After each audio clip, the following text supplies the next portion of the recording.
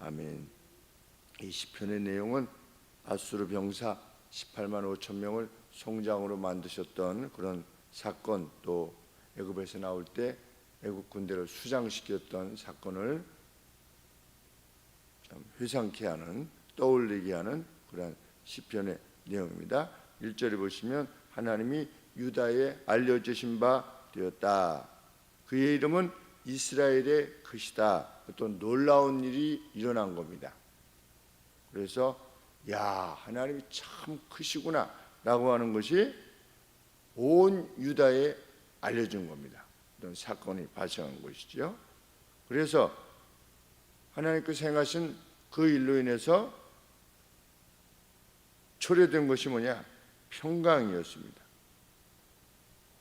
2절 말씀에 그 장막이, 그분의 장막이, 이런 뜻입니다. 그분의 장막이, His tabernacle, 그분의 성막이 어디에 있도다?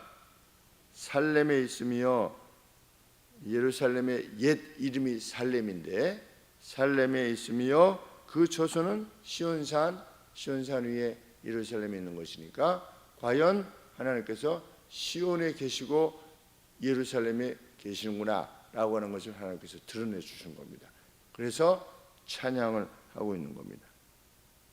3절 말씀에 거기서 어딘 것입니까? 그 시온, 하나님의 장막에서 저가 하나님께서 화살과 방패와 칼과 전쟁을 깨치시도다. 모든 것을 멈추게 하신 것입니다. 원수의 불타는 화살과 방패와 검과 창, 전쟁의 무기들을 제거하셨다. 어떤 평강이 온 거죠. 이스라엘 백성에게 다 물러가서. 그래서 그것을 지켜본 이스라엘은 무엇이라고 말할 수밖에 없느냐? 4절에 주는 과연 영화로우시며 약탈한 산에서 존귀하시도다. 약탈한 산에서 존귀하시도다. 이게 무슨 뜻인가? 영원한 산보다 더 장엄하시다, 이런 뜻입니다. 영원한 산보다 더 산, 우리 뭐 큰 산 가면 와 이게 그러는데 그 장엄한 어떤 산, 영원한 산보다 더 장엄하시도다, 존귀하시도다, 이렇게 찬양하는 겁니다. 하나님은 어떻게 하셨는가? 5절 말씀에 마음이 강한 자가 탈취를 당하여 자기 잠을 자고, 죽은 겁니다. 겁 없이 왔던 잔거죠. 마음이 강한 자, 그 어떤 것도 두려워하지 않았던 자. 이스라엘을 치러 왔을 때, 예루살렘을 치러 왔을 때 뭐 그 어떤 것도 두려워하지 않았던 거고, 애굽이 바다 가운데 들어올 때도 두려움이 없었죠. 강한 전사니까. 강한 전사를 맞이한다는 것이 얼마나 힘든 일이겠습니까? 패배를 염두에 두지 않고 행하는 자입니다. 요새 뭐 UFC 같은 것을 하면 야, 저 사람들은 어떻게 저기서 저렇게 그냥 맨주먹으로 거의 싸우듯이 싸울 수가 있는가? 두려움이 없는 사람들이 거기 서는 거죠. UFC, 격투기 하는 것처럼. 이제 그런 자들이 오는데 그런 자들도 다 어떻게 되거든? 다 약탈당하게 하셨으며 두려워서 도망갈 수밖에 없게 되는 겁니다.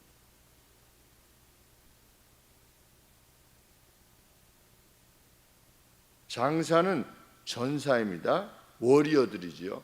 어떤 전투에 능한 자들. 장사를 할지라도 어떻게 할 거다? 자기 손을 놀리지 못하겠다. 그들의 손들을 사용할 수 없었다. 왜? 6절 말씀에 야곱의 하나님께서 꾸짖으심에 병거와 말이 다 깊은 잠이 들었나이다. 아무런 능력을 바라지 못하고 잠이 든 자들과 같이 죽은 거든지 아니면 무력해졌다든지 둘 중에 하나의 뜻이지요. 어떤 사건이 그렇게 일어났던 겁니다. 그래서 어떻게 어떻게 고백할 수밖에 없느냐? 7절 말씀에 주 곧 주는 경외 받으셔야만 하시는 분이시다. 하나님 과연 이러하십니다. 주께서 분노하시면 누가 주 앞에 설 수 있겠습니까? 어떤 분노하셨던 겁니다. 하나님께서 자기 백성을 그냥 겁없이 치러 오는 자들, 무엇을 가지고 화살, 방패, 칼 이런 것들을 가지고 쳐들어왔던 자에 대해서 하나님께서 진노하시는 것이죠. 한번 노하실 때에 누가 주의 목전에 서리이까? 하나님의 그 행하심은 하늘에서 판결을 선포하시는 것처럼 모든 사람들이 인식하는 그런 두려운 판결의 결과며, 그래서 결과적으로 땅이 두려워 잠잠하였나이다. 땅에 있는 모든 자들이 그 앞에서 잠잠할 수밖에 없었다. 하만이 죽을 때 그와 동조했던 자들이 얼마나 두려웠겠습니까? 그리고 유다 백성들을 다 죽이기로 결단했던 각 도성들, 페르시아 제국의 각 도성들이 오히려 그들이 죽임을 당했죠. 그냥 하만만 죽임을 당한 것이 아니라, 그럴 때 얼마나 큰 두려움이 페르시아 제국에 있었겠는가, 이런 생각을 해보게 됩니다. 9절 말씀에 하나님은 왜 그렇게 하셨느냐? 원인이 뭐냐? 곧 하나님이 땅의 모든 온유한 자를 구원하시려고 판단하러 일어나신 때로다. 겸비한 자들을 구원하시기 위해서. 하나님 앞에 겸비한 자. 하나님 앞에 겸비한 자가 누굽니까? 하나님만을 신뢰하고 하나님의 방식을 추구하는 자들에게 대해서 그 어떤 것이 와도 하나님은 능히 물리칠 수 있으신 분이시다 라고 하는 것을 확인한 겁니다. 나귀머리 하나에 얼마고 비둘기똥이라고 하는, 실제 비둘기똥이 아니라 어떤 식물인 거지요. 그것이 그렇게 비싸게 팔리다가 내일 이맘때는 이렇게 팔릴 거다. 그러니까 신이 하늘에 창을 내신들 그러한 일이 있겠느냐? 대신이 그랬다가 밟아 죽었죠. 하루 만에 하나님께서 능히 그렇게 하실 수 있다라고 하는 것을 믿으라는 거죠. 왜? 일어나니까, 났으니까. 10절 말씀에 진실로 사람의 노는 장차 주를 찬송하게 될 것이요. 원수들이 분노해서 오는 겁니다.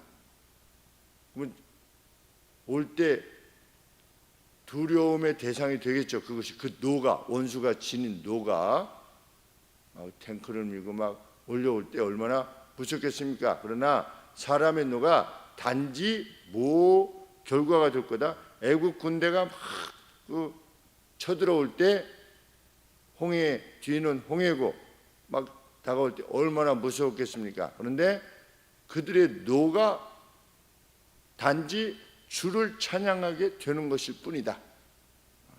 오히려 와 저랬던 전사들이 와 싹 죽음을 당했네. 주를 찬양하게 되는, 원수들의 노는 단지 주를 찬양하게 될 뿐이다. 그 남은 노는 주께서 금하시리이다. 이게 이렇게 저렇게 여건들을 따져보니까 이렇습니다. 진노에 남은 것으로, 남은 노지요. 진노에 남은 것으로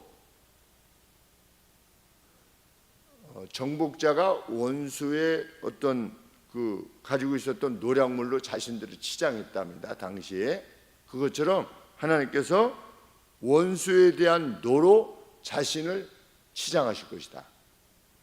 그런 뜻입니다. 하나님께서 원수의 노는 결국은 하나님을 찬양하는 것이 될 것이요. 하나님의 노, 그러니까 그 원수의 것으로 가지고 남은 노가 이 원문에 관계되어져서 이렇게 저렇게 이제 번역을 하는 그 내용들을 쭉 살펴보면 하나님의 노, 그러니까 원수의 것을 가지고 자신을 정복자들이 치장하듯이 하나님께서 원수에 대한 노로 자신을 띠띠우실 것이다. 그러니까 그럼 노라고 하는 것을 가지고 지금 워드 플레이를 하고 있는 거죠. 그 단어를 가지고 원수들의 눈은 하나님을 찬양하게 되는 것이요, 하나님께서는 원수들에 대한 노로 자기를 치장하실 것이다. 그러니까 원수들이 끝장나게 될 것이다. 원수가 지닌 노는 아무것도 아닌 것이 될 것이다. 그래서 어떻게 해라? 11절 말씀에 그러니 너희는 여호와 너희 하나님께 서원하고 갚으라. 사방에 있는 모든 자도 마땅히 경외할 이에게 예물을 드릴지로다.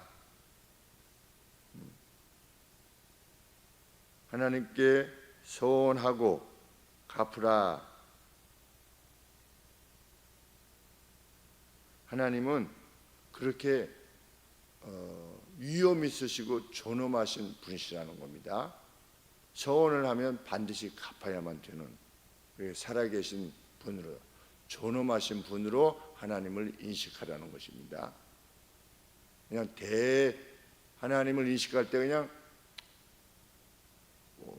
알라딘의 램프에서 나오는 무슨 요정같이 그런 정도로 이해하는 것이 아니라 하나님 앞에 서원을 했으면 반드시 갚아야 되는 분으로, 그렇게 크신 분으로 받아들이고 마땅히 경외할 분에게 예물을 드리시다. 하나님 앞에 예물을 드리는 것은 너무나 마땅하다는 것입니다. 12절 말씀에 저가 방백들의 심령을 꺾으실 것이며 세상의 왕들에게 경외되실 것이 너무나 분명하기 때문이다. 우리 하나님은 세상의 모든 왕들에 의해서 경외를 받으셨고 받으실 분이시다. 고레스 왕이 돌아가라고 했죠. 그래서 제국의 왕이 바벨론 느부갓네살 왕이 너희 신이 진짜다, 그럴 수밖에 없었고, 또 다니엘의 왕이, 다니엘 시대의 왕 역시 사자굴 사건으로 인해서 앞으로는 우리 제국에는 하나님만을 섬겨라, 이렇게 할 수밖에 없었던 로마 시대의 콘스탄티누스 황제가 로마의 국교를 기독교로 할 수밖에 없었던 어떤 싸움을 하는데, 그 역사가들이 그게 기록해 놓았는데 하나님께서 그에게 십자가의 어떤 환상을 보여주셔서 방패에다가 십자가를 이렇게 달고 나갔는데 승리를 했다는 것이 역사가들이 남겨놓은 이야기인데, 뭐 구체적인 것은 어떤지 정확하게 알 수 없지만 이렇게 저렇게 이유들이 있지요. 그때 이렇게 해서 이렇게 한 거다, 그래서 이때 이렇게 한 거다, 콘스탄티누스 황제가 그렇게 크리스찬 아니었다, 이런 저런 얘기가 많이 있지만 결과적으로 로마의 국교가 기독교가 되었다고 하는 것은 명백한 사실인 거지요. 313년에 그토록 기독교를 피박했던 로마가 오히려 기독교 국가가 되는, 그래서 전 유럽에 복음이 전달되게 되어지는 그 사건이 일어났음을 우리는 보게 됩니다. 하나님은 실로 왕이십니다. 세상의 모든 나라들로부터 높임을 받으시는 분이신데, 그냥 그렇게 된 것이 아니라 2000년 동안의 역사를 통해서 하나님께서 보여주셨기에 각 시대마다 또 각 개인마다 교회에 하나님의 어떠하심을 드러내 보이셨기에 그 증언들이 계속 이어져서 오늘 우리까지 온 것으로 믿습니다. 그 하나님 우리가 섬기고 있음이 너무나 기쁘고 감사한 것입니다. 기도하겠습니다. 하나님, 우리의 생애 가운데에 또 우리의 교회 역사 가운데에도 앞서도 이루신 것처럼 이루어 주실 줄 믿습니다. 오늘 저희들이 함께 하나님의 나라를 위하여 드리는 기도에 대한 응답이 아버지 그 역사가 되리라 또한 믿고 간절히 기도합니다. 예수님의 이름으로 기도합나이다. 아멘.